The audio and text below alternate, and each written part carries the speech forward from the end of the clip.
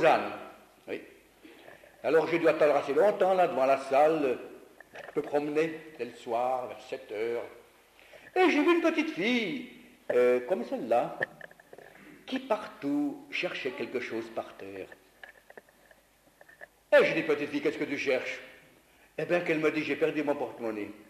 Puis je l'ai pas retrouvé. La police non plus. Le bureau des objets trouvés non plus.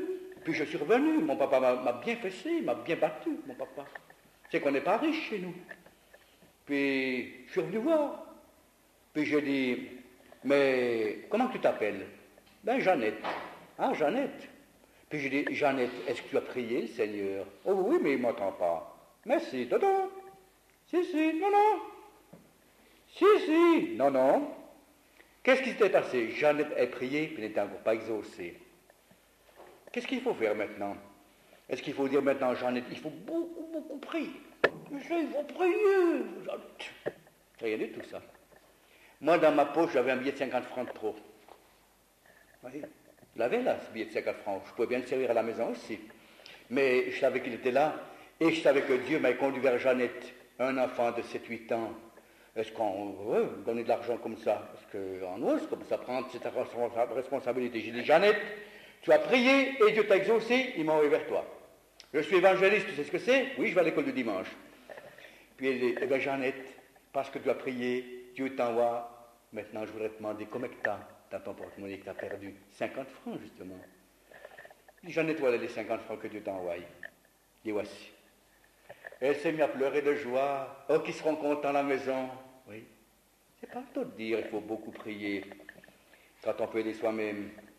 Oui. Et évidemment, le lendemain, je suis rentré à la maison. Je n'ai pas demandé où elle demeurait, rien du tout. Oui.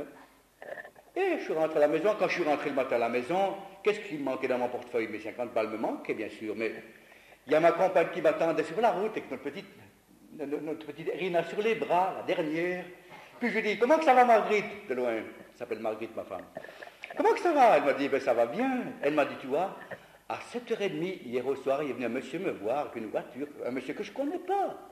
Puis il m'a dit, vous êtes Madame D'Apozzo? Oui, c'est moi. Je connais bien votre mari, qu'il a dit. Eh bien, il y a une demi-heure, il a fallu que je vienne vous voir. C'était plus fort que moi, puis j'ai dû venir vous voir. Puis cet homme, il a porté dans la maison chez nous, il a porté 2 sacs de pommes de terre, un beau morceau de jambon, de paysan du bon, 30 œufs tout frais, et puis une enveloppe avec 50 francs dedans. À 7h30, comme moi aussi à Lausanne, au même instant. Dieu n'oublie rien. C'est pour ça, quand on fait quelque chose pour lui, il ne faut pas croire que Dieu l'oublie. Il n'oublie rien du tout. C'est donc pas des sacrifices, c'est une joie de servir le Seigneur, car on sait qu'il tient compte de tout, même d'un verre d'eau dans la Bible. Que Dieu est bon.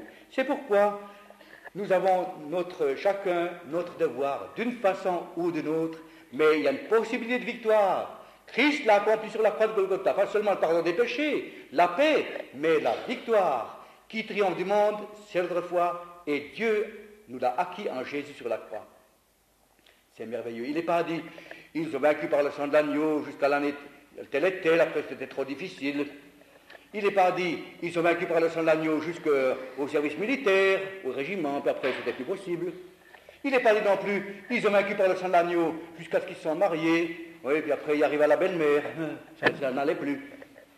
On peut dans n'importe quelle circonstance, aujourd'hui encore, réaliser une vive victoire, que Dieu nous soutienne et nous garde, lui le même hier, aujourd'hui, éternellement.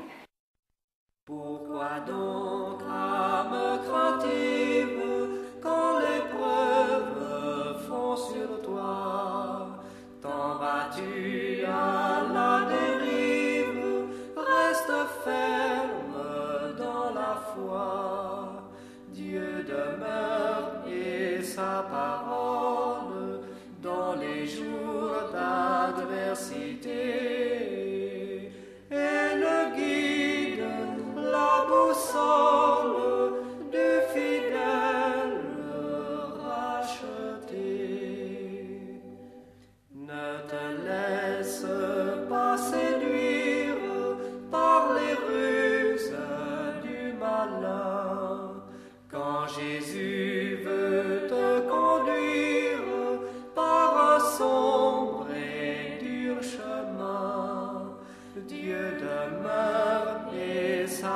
bonne dans les jours d'adversité. Elle guide la boussole du fidèle racheté. Quand j'évangélise et quand j'étais